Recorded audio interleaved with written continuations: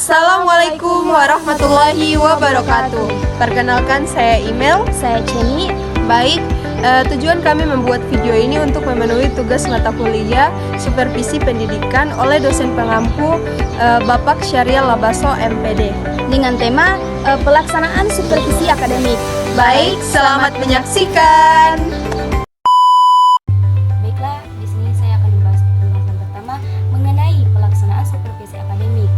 Supervisi akademik merupakan suatu proses pembinaan profesional yang dilakukan secara sistematis oleh pengawas sekolah atau kepala sekolah kepada guru dengan tujuan utama meningkatkan kualitas proses dan hasil pembelajaran. Kegiatan ini berfokus pada aspek akademik, yaitu segala hal yang berkaitan dengan proses belajar mengajar di kelas, mulai dari perencanaan, pelaksanaan, hingga evaluasi pembelajaran.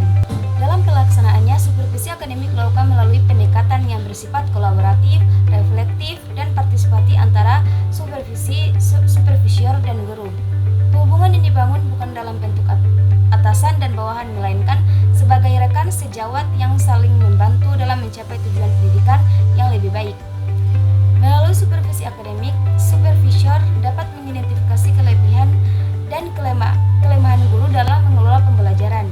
Kemudian, memberikan umpan balik yang bersifat konstruktif untuk mendorong perbaikan dan inovasi dalam kegiatan belajar mengajar. Dengan demikian, supervisi akademik berperan penting dalam menciptakan suasana pembelajaran efektif, menyenangkan, dan berpusat pada peserta didik. Selain itu, supervisi akademik juga menjadi sarana untuk menjamin mutu pendidikan agar sesuai dengan standar yang telah ditetapkan. Dengan kata lain, supervisi akademik merupakan instrumen strategi dalam mengembangkan kualitas guru dan peningkatan mutu pendidikan secara menyeluruh. Baik, untuk adapun tahapan pelaksanaan supervisi akademik. Pelaksanaan supervisi akademik adalah rangkaian kegiatan sistematis yang dirancang untuk meningkatkan kualitas pembelajaran dan profesional guru. Secara umum, tahapan supervisi akademik meliputi persiapan praobservasi, observasi atau pelaksanaan, dan tindak lanjut pasca observasi. Di sini saya akan menjelaskan komprehensif setiap tahapan beserta aktivitas, peran, alat indikator keberhasilan, kendala umum, dan strategi mitigasinya. Yang pertama itu ada tahapan persiapan, yang mana praobservasi. Tahap ini menentukan arah dan kelancaran seluruh proses supervisi. Kegiatan kunci meliputi identifikasi kebutuhan, penetapan fokus, perencanaan, serta komunikasi awal antar supervisor dan guru. Tahap kedua ada tahap observasi atau pelaksanaan. Observasi kelas, penggunaan instrumen, wawancara singkat, atau refleksi setelah pembelajaran, pendokumentasian. Untuk tahapan ketiga yaitu tahap tindak lanjut atau pasca observasi. Tahap ini berfokus pada refleksi, pemberian umpan balik konstruktif, dan perencanaan perbaikan. Adapun langkah-langkahnya seperti post observation conference. Yang kedua, umpan balik atau feedback, rencana tidak lanjut atau rencana pengembangan profesional atau gugus tindak, dan pendampingan, dan terakhir monitoring dan evaluasi. Tahap keempat yaitu tahap pelaporan dan dokumentasi. Semua kegiatan supervisi harus terdokumentasi untuk akuntabilitas dan pembelajaran institusional. Adapun laporan individual dan agregat, ringkasan temuan, rekomendasi, dan bukti perbaikan disimpan pada arsip guru dan laporan sekolah. Yang kedua ada penggunaan data untuk pengambilan kebijakan. Hasil supervisi digunakan kepala sekolah atau dinas pendidikan untuk merancang pelatihan, alokasi sumber daya, dan kebijakan peningkatan mutu. Pada tahapan kelima yaitu pendekatan dan teknik pendukung. Teknik yang umum dipakai clinical supervision, peer coaching, dan refleks konferensi. Pendekatan kolaboratif dan reflektif meningkatkan penerimaan guru. Baik, hanya itu pembahasan yang bisa saya jelaskan. Materi selanjutnya akan disampaikan oleh rekan saya. Baik, di sini saya akan melanjutkan materi yang sebelumnya rekan saya bahas, yaitu tentang tahapan pelaksanaan supervisi akademik. Selanjutnya ada kendala umum dan strategi mitigasi. Kendala sering muncul resistensi guru, waktu terbatas, supervisor kurang kompeten, atau supervisi bersifat formalitas.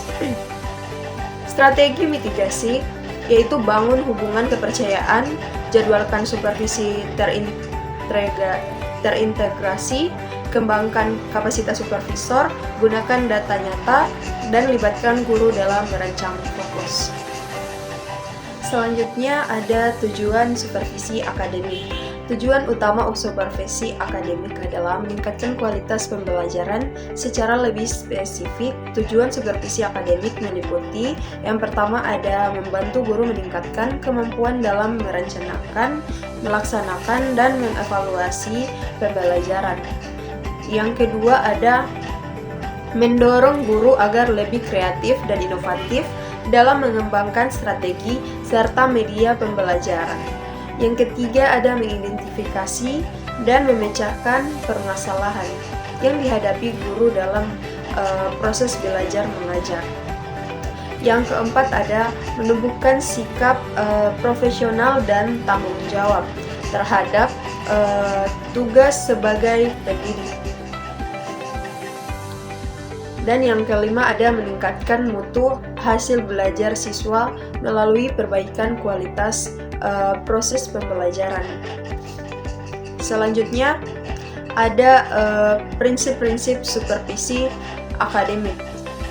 Yang pertama, dalam pelaksanaannya supervisi akademik harus berlandaskan prinsip-prinsip berikut. Yang pertama ada konstruktif dan kreatif, yaitu kegiatan supervisi harus mendorong guru untuk berkembang, bukan menakut-nakuti. Yang kedua ada demokratis, yaitu supervisi dilakukan dengan sikap terbuka, menghargai pendapat guru, dan bersifat kemitraan. Terus yang ketiga ada objektif, yaitu penilaian terhadap guru didasarkan pada data yang nyata, bukan perasaan pribadi. Yang keempat ada berorientasi pada kebutuhan guru. Setiap pembinaan harus sesuai dengan kondisi, kemampuan, dan masalah yang dihadapi guru. Yang kelima ada berkesinambungan. Supervisi bukan kegiatan sesaat, tetapi dilakukan secara terencana dan berkelanjutan. Selanjutnya ada fungsi supervisi akademik. Menurut Depdiknas 2020, fungsi supervisi akademik terdiri atas beberapa. Yang pertama ada fungsi pembinaan atau coaching function, yaitu supervisi bertujuan membantu guru memperbaiki kelemahan dan mengembangkan potensi dalam mengajar. Yang kedua ada fungsi penilaian atau evaluation function, yaitu menilai sejauh mana efektivitas guru dalam merencanakan dan melaksanakan pembelajaran. Yang ketiga ada fungsi motivasi atau motivational function, yaitu menumbuhkan semangat dan rasa percaya diri guru agar lebih termotivasi untuk berinovasi. Yang keempat ada fungsi pengembangan profesional atau professional development function, yaitu supervisi menjadi sarana bagi guru untuk meningkatkan kualitas dan kompetensi profesionalnya. Selanjutnya ada jenis-jenis supervisi akademik, yaitu menurut Burhanuddin 2020, supervisi akademik dapat dilaksanakan dalam berbagai bentuk. Di antaranya yang pertama ada supervisi individual. Supervisi individual itu dilakukan terhadap satu orang guru secara langsung, misalnya melalui observasi kelas, wawancara pribadi, atau penilaian terhadap RPP.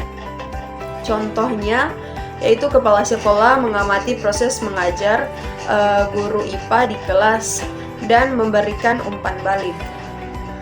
Terus yang kedua ada supervisi kelompok, yaitu supervisi kelompok dilakukan terhadap beberapa guru sekaligus, biasanya melalui kegiatan seperti lokakarya, diskusi kelompok, pelatihan, atau rapat guru.